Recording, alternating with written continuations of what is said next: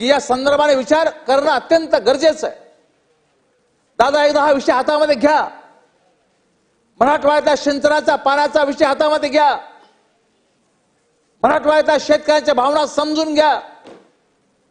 आम्ही 11% पुढे नाही जाऊ शकलो दादा, अजून तुम्ही हे करू शकता दादा। तिजोरीच्या चाव्या तुमच्या हातात आहे दादा। आमची जी मागणी आहे त्या मागणीच्या संदर्भामध्ये आपण प्रामुख्याने विचार केला पाहिजे, ही अपेक्षा आम्ही आजच्या या निमित्ताने आपल्याकडून या ठिकाणी व्यक्त करतो। अध्यक्ष महोदय, जेडीपीच्या शाळा असतील, शिक्षणाची अवस्था अत्यंत वाईट आहे। अध्यक्ष महाराज, माझा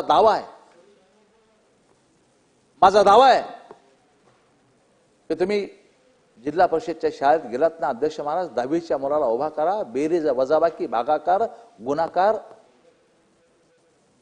त्या 50-60 विद्यार्थ्यांपैकी 40 विद्यार्थी करतील, पण 20 विद्यार्थ्याला बेरीज वजाबाकी गुणाकार भागाकार आला ना अध्यक्ष महाराज, तुम्ही सांगाल ती सजा मी भोगायला तयार आहे।